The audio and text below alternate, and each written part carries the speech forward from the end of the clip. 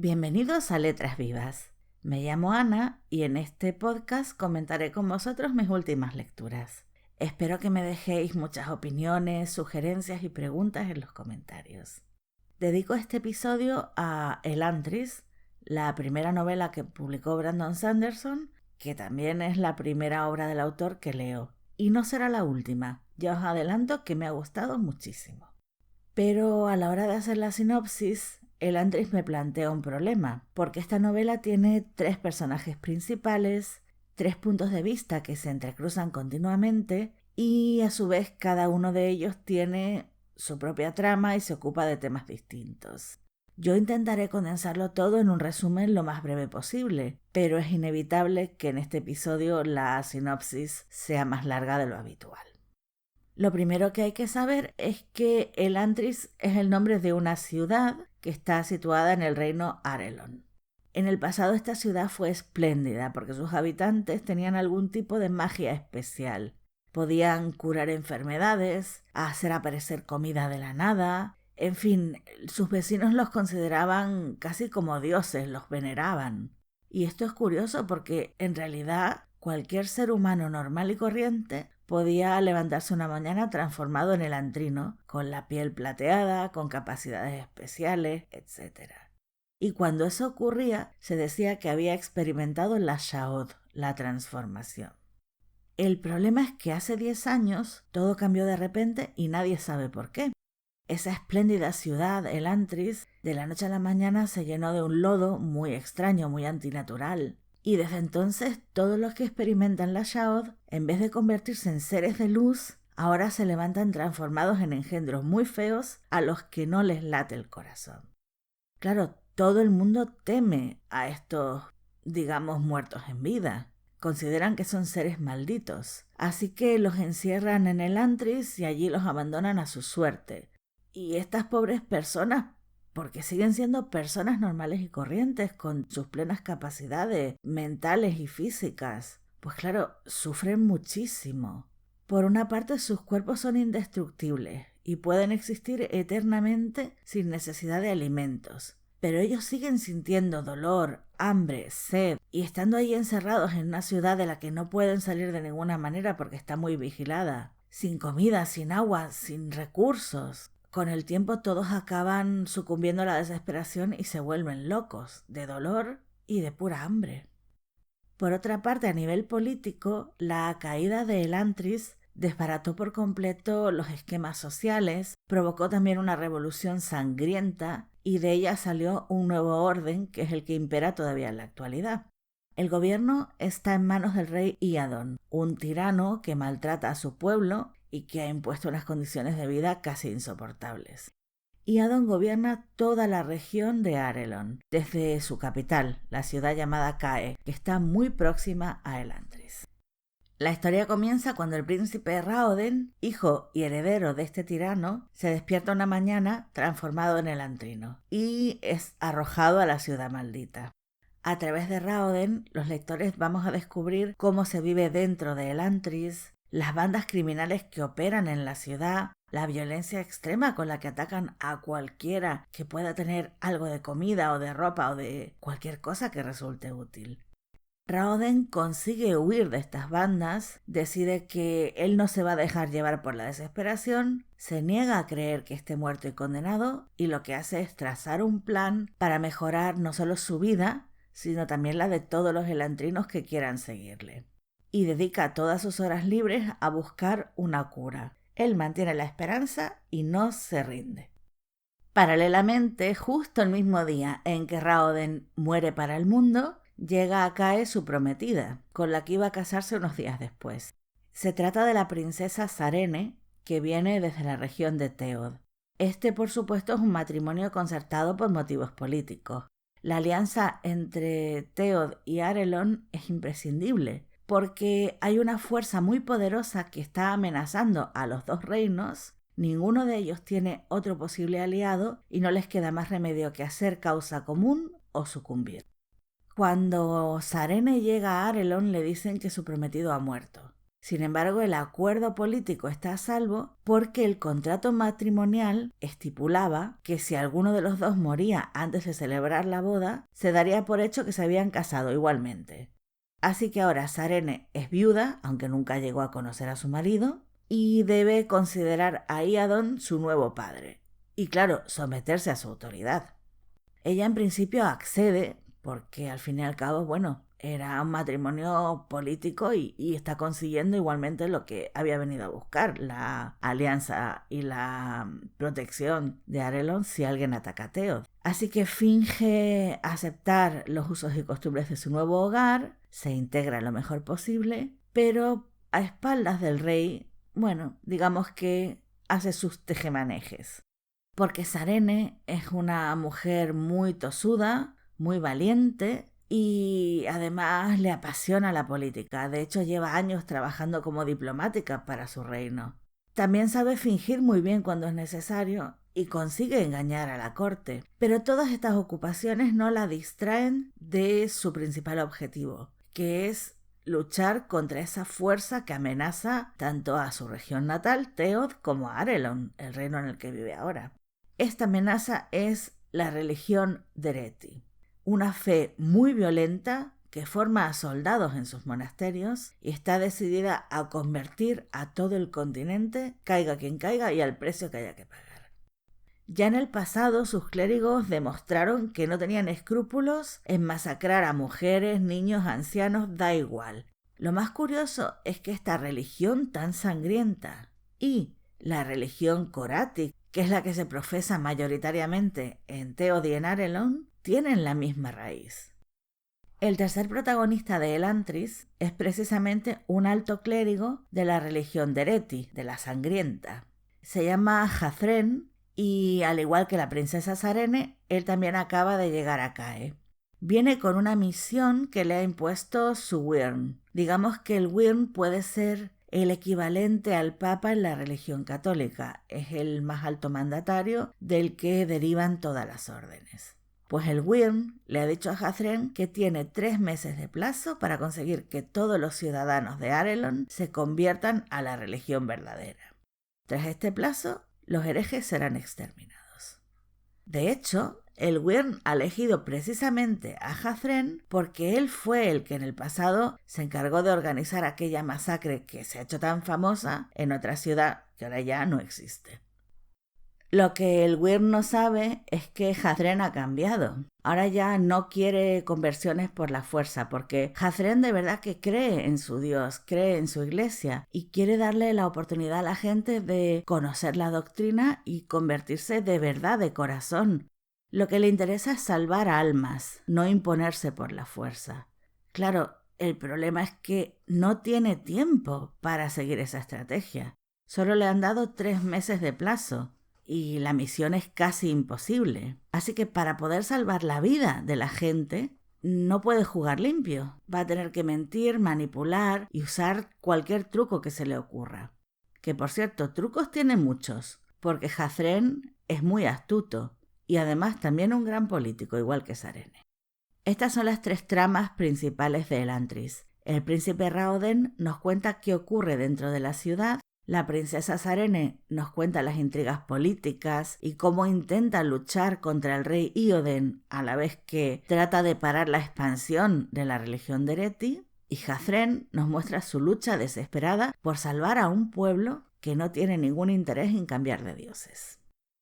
Sabiendo esto, es fácil deducir los temas principales de la novela. El primero, por supuesto, es la religión.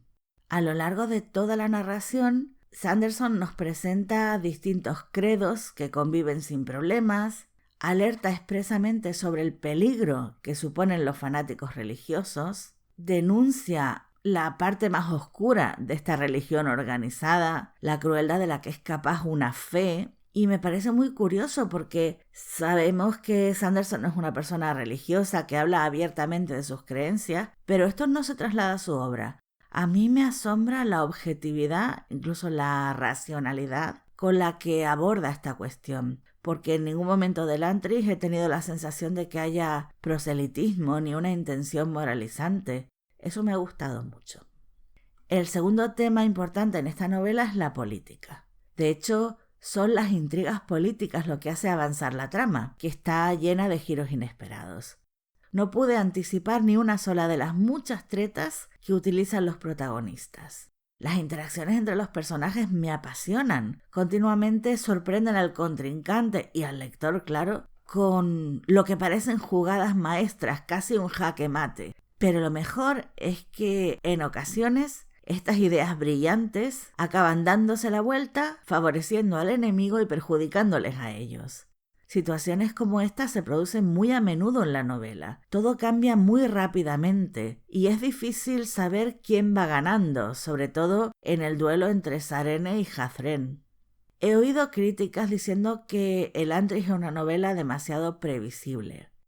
A ver, si es cierto que más o menos desde la mitad de la obra ya puedes imaginarte qué va a pasar con el príncipe Raoden y su lucha por buscar la cura, o qué va a pasar con Sarene, entre Sarene y Raoden. Vale, sí. Digamos, a grandes rasgos, el final global lo puedes ver venir. Pero el cómo se llega hasta allí, estos pasitos, estos duelos entre personajes, estos enfrentamientos individuales, estos sí que están llenos de sorpresas. El tercer ingrediente de la novela es un misterio. ¿Qué ocurrió en Elantris? ¿Por qué estos seres maravillosos que parecían dioses se transformaron en muertos en vida? Ese misterio es una obsesión para Raoden. Es una obsesión que acaba trasladándose al lector. Al final tú también necesitas saber qué ocurrió, por qué la Sha'od ya no funciona. Elantris también nos habla de cómo se enfrenta el ser humano a las situaciones límite. Sanderson nos muestra a personas que caen voluntariamente en la locura o que incluso fingen haber perdido la razón porque desean perderla. También describe a hombres y mujeres que aprovechan la terrible situación de Elantris como excusa para dar rienda suelta a su violencia, a su lado más bestia, más animal. Tampoco faltan los que siguen luchando e intentando proteger a sus seres queridos. Y los que mantienen una esperanza irracional y se niegan a rendirse, aunque parezca que ya está todo perdido. Hablemos ahora de los personajes. ¿Cómo son los tres protagonistas de Elantris? Lo que tienen todos en común es, primero, su excelente capacidad diplomática e inteligencia política. Segundo, el carisma, los tres saben convencer, los tres son capaces de dar un discurso que arrastre a las masas. Y tercero, su inteligencia. Son inteligentes e ingeniosos, que no es lo mismo, pues ellos lo tienen todo. Por supuesto, claro, cada uno tiene sus particularidades. El príncipe Raoden destaca sobre todo por su generosidad y su compasión. También es disciplinado, muy estudioso, tiene gran capacidad de sacrificio. Resumiendo, es simplemente perfecto. De hecho, la creación de este personaje es uno de esos pequeños fallitos de principiante que tiene la novela. Al fin y al cabo, Elantris es la primera obra publicada de Sanderson. Supongo que también será la primera que escribió, aunque esto no he podido confirmarlo. Claro, evidentemente hay algunas cosas que un escritor experimentado habría hecho de otra manera. En este caso en concreto, a Raoden le iría muy bien tener algún defecto. Tanta perfección resulta un poquito increíble.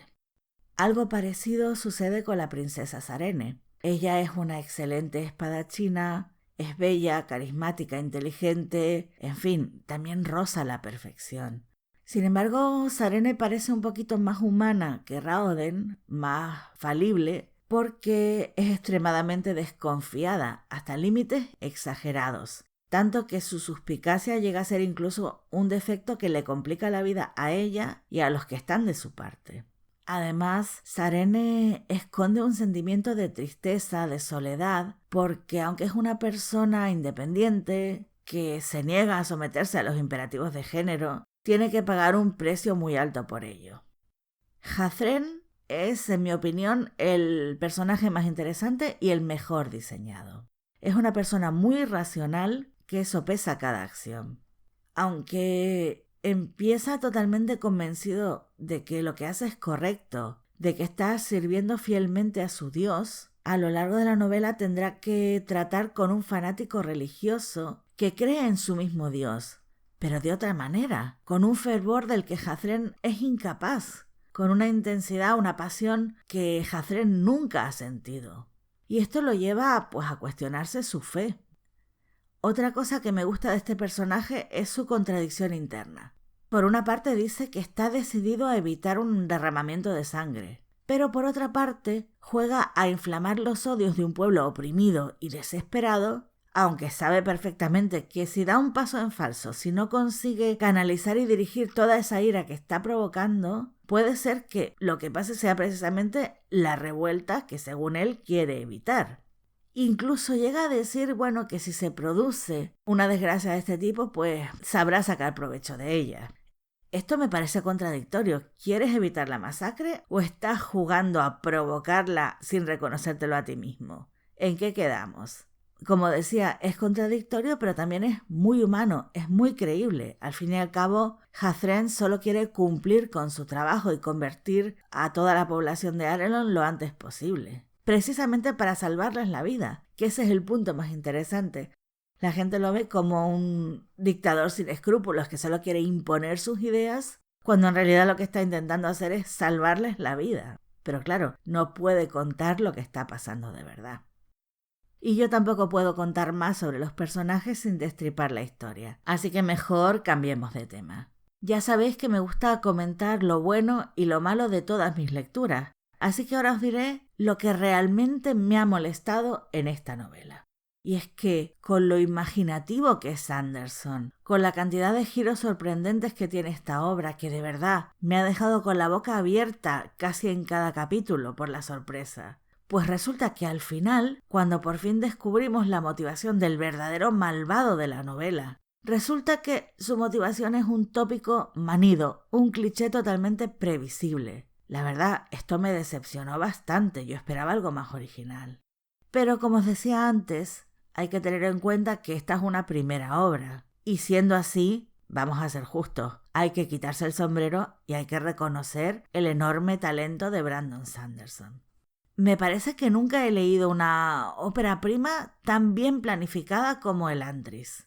El autor en todo momento mantiene la coherencia, y eso es difícil, sobre todo con estas 3 subtramas tan interrelacionadas, en las que funciona el efecto mariposa.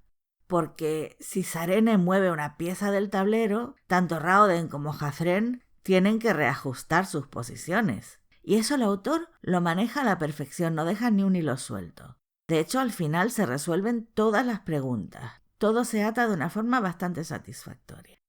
Otra cosa que me llama la atención de Elantris es que sin duda es una novela de fantasía, pero no tiene nada que ver con la fantasía épica tradicional. Incluso la magia, que al final va a tener un papel muy importante, se podría llamar magia, pero en realidad se parece más a la ciencia, porque tiene unas reglas y un método científico que se puede estudiar. Me ha sorprendido este planteamiento tan matemático, tan preciso de Sanderson. En resumen, Elantris es una obra absorbente, entretenida, de las que no quieres parar de leer y que devoré bastante rápido, teniendo en cuenta que mi edición tiene 791 páginas. Me lo he pasado muy, muy, muy bien con esta historia. Creo que además es una buena lectura para empezar a descubrir al autor. De hecho, yo estoy deseando seguir con Sanderson y empezar ya a Nacidos de la Bruma. No lo voy a hacer inmediatamente, tengo muchos otros libros pendientes, pero creo que en 2023, como mínimo el primer libro de Nacidos de la Bruma va a caer seguro, porque estoy deseando leerlo. Mientras tanto, quiero conocer vuestra opinión. ¿Habéis leído Elantris? ¿Os ha gustado tanto como a mí? Y si no lo habéis leído, ¿os apetece darle una oportunidad? Contádmelo en los comentarios. Por mi parte, esto ha sido todo. Si queréis más reseñas y recomendaciones literarias, podéis seguirme en Twitter. Mi usuario es @letrasvivas_77.